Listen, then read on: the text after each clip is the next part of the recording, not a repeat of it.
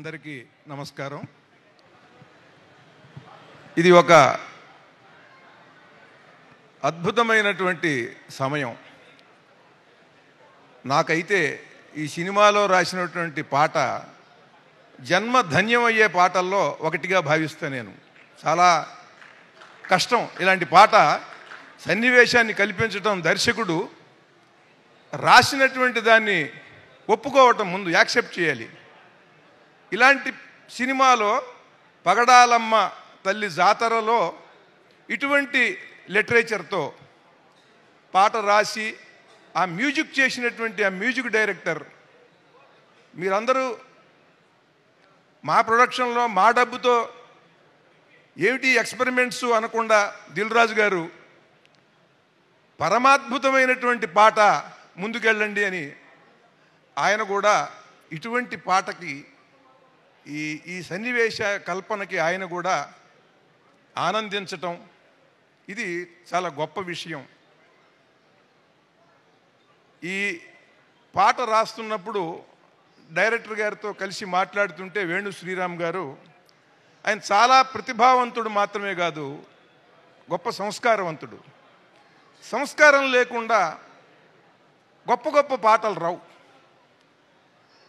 దిల్ రాజు గారు ఎన్నో ఇంటర్వ్యూలు చెప్తున్నారు, చూస్తుంటే చాలా ఇన్స్పైరింగ్గా ఉన్నాయి వింటుంటే. ఆయన చిత్ర పరిశ్రమకి ఒక సంచరిస్తున్న విజయ పతాకంలా ఉంటాడు నాకు. అది దాని వెనకాల చేసేటువంటి కృషి, ప్రతి క్షణము ఆయన పడేటువంటి తపన సినిమా కోసం ఏమిటనేది ఈ పాట రాస్తున్నప్పుడు ఆ యూనిట్ని చూస్తుంటేనే అది నాకు స్పష్టంగా తెలిసింది. ఈ సినిమాలో అద్భుతమైనటువంటి ఒక సన్నివేశాన్ని నేను చూశాను ఎడిటింగ్ రూమ్లో. చాలా ఆశ్చర్యకరంగా ఉన్నది ఆ ఫైట్. అది దీనికి స్వరకల్పన చేసినటువంటి గొప్ప మేధావి, గొప్ప విద్వత్వం ఉన్నటువంటి అజనీష్ గారికి హృదయపూర్వకంగా నా నమస్కారాలు, ధన్యవాదాలు తెలియజేస్తున్నాను. ఎందుకంటే ఆయన చిన్నవాడు వయసులో, కానీ పరమాద్భుతంగా చేశాడు. ఇవాళ ఇండియాలో భారతీయ సంస్కృతి సంప్రదాయాల్ని ప్రతిబింబించేలాగా మ్యూజిక్ చేసి అందరినీ ఆశ్చర్యపరచడం, ఆకట్టుకోవడం చాలా కష్టం. దిల్ రాజు గారు చెప్తున్నారు, ఒకప్పుడు ఉదయం ఆటకి టిక్కెట్లు అందటం ఎలా అని ఆలోచించి తపన పడేటువంటి ప్రేక్షకుడికి ఇవాళ ప్రేక్షకుడిని ఉదయం ఆటకి రప్పించడం ఎట్లా అని నిర్మాతలు ఆలోచించే స్థితికి వచ్చింది.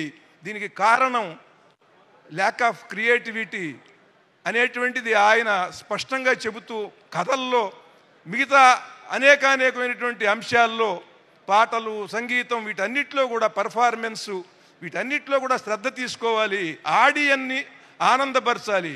మనం నవరసాలతో అభిషేకిస్తే ఆడియన్ మన కనకాభిషేకం చేస్తాడు అని ఆయన స్పష్టంగా చెబుతున్నారు. అటువంటి దిశలో, అటువంటి ప్రణాళికతో